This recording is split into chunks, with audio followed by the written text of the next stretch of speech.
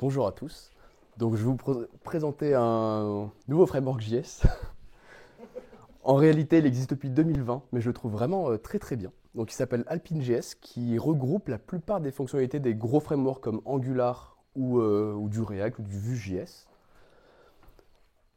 On va vraiment dans le concret pendant cette formation. Donc très rapidement, les fonctionnalités principales. Donc on peut avoir des composants. Donc la gestion est beaucoup plus simplifiée que ce qu'on peut retrouver dans Angular, dans du React ou dans du Vue.js. On a une gestion des modèles. Donc gérer des variables, si elles se modifient, elles se mettent à jour automatiquement. Les structures de contrôle, donc dans le code des if, des for, et de la gestion d'événements pour les fonctionnalités principales. Ensuite, on va tout de suite aller voir la documentation, parce que la doc est très très bien faite. Et c'est pas un choix de flemme. Je commençais à écrire tout ce qu'il y avait dans la doc, mais je me dis en fait la doc est très très bien. Donc pourquoi s'embêter? Du coup, ce qu'on peut remarquer déjà, c'est que c'est un framework qui est tout petit. J'ai fait un petit site exemple que je vais vous montrer tout à l'heure. Et le petit site, il fait 30 KO, en comptant la librairie. Donc il est vraiment minuscule. Et on va regarder rapidement les attributs disponibles. On va voir également les 6 propriétés et les 2 méthodes. Je ne vais pas aller trop en détail dessus. Après, on va directement aller voir l'exemple que je vous ai préparé pour voir comment l'utiliser. Donc on a le xData qui permet de déclarer un composant, le xbind, xon.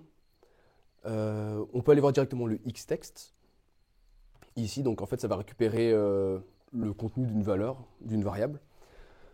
XHTML. Ici, on a le xModel pour la gestion des modèles.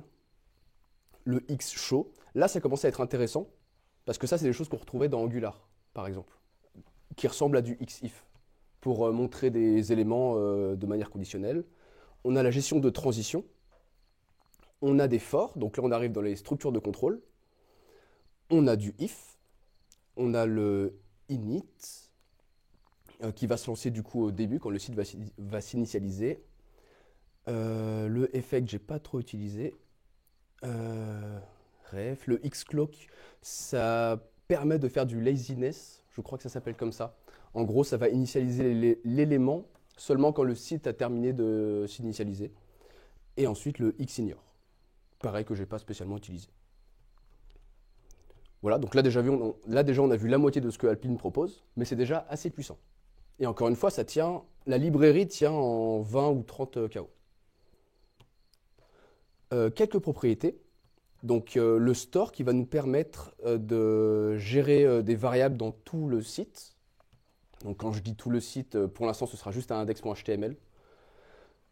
On a L qui va représenter l'élément, mais ça ce serait comme du JS basique. Le dispatch pour la gestion des événements.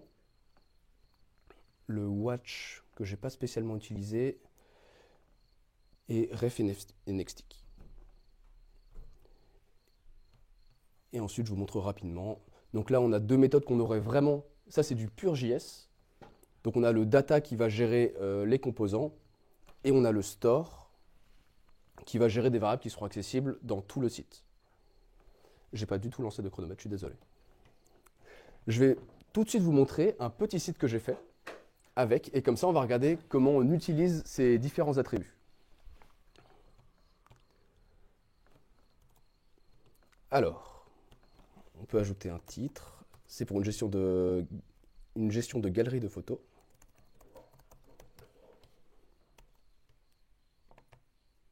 Tac, j'en ajoute 2 ou 3, puis après on ira voir le code, comment ça se passe.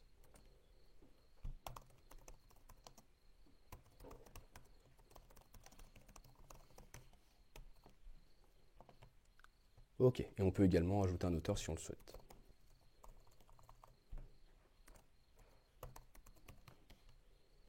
Tac. Et donc on voit plusieurs choses sur ce site, plusieurs petites fonctionnalités, et on ira voir comment ça a été fait grâce à Alpine.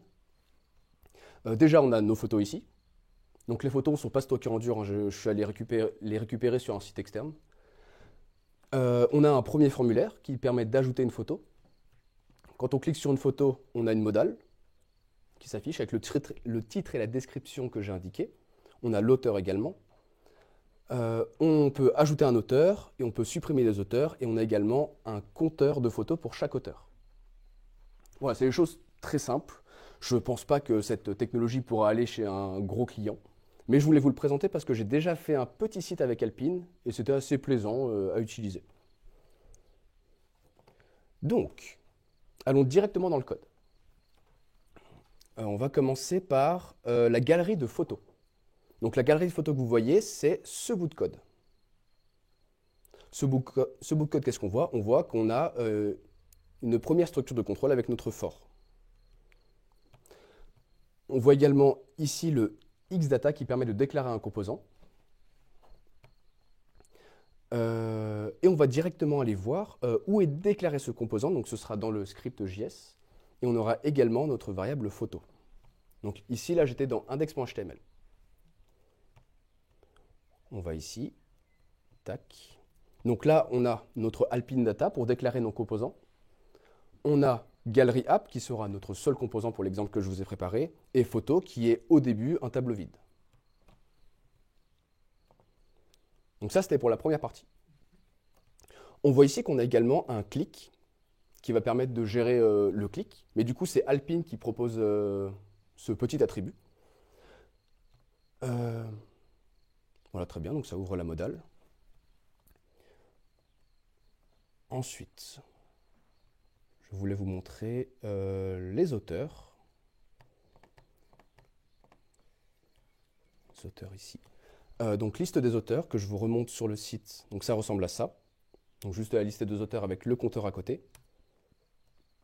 Et quand on s'y replonge, on a le xText donc, qui va correspondre au texte qu'il y aura dans notre span.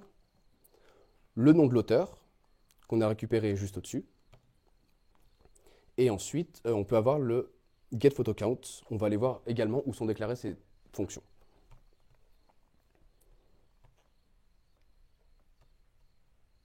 Alors, on a nos auteurs qui sont ici. Nos auteurs qu'on va retrouver là. Et ensuite, le get, je vous montre une dernière fonction. Tac. GetPhotoCount. Où là, simplement, on va récupérer le nombre de photos que l'auteur a fait. Donc, j'ai un tout petit peu menti. Tout ce site, c'est pas moi qui l'ai fait à 100%. En réalité, je l'ai fait avec un petit plugin. Bon, c'est pas vraiment le sujet de cette formation, enfin de ce Human Talk, parce que je devais vous présenter Alpine. Et en fait, tout ça, je l'ai fait avec un petit module IA. Mais comme la librairie est très light, j'ai pu tout condenser, quasiment toute la documentation dans un petit fichier. Et tout a été fait très très vite.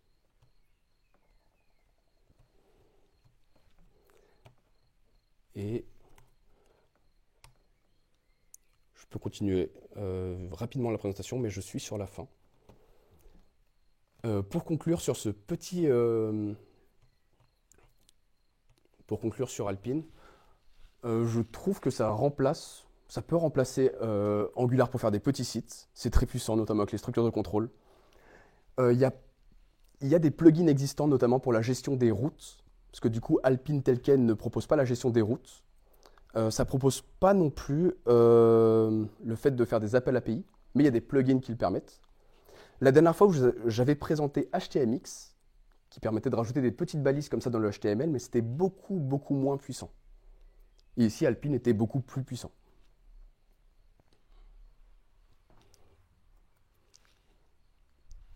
Et je suis sur la fin.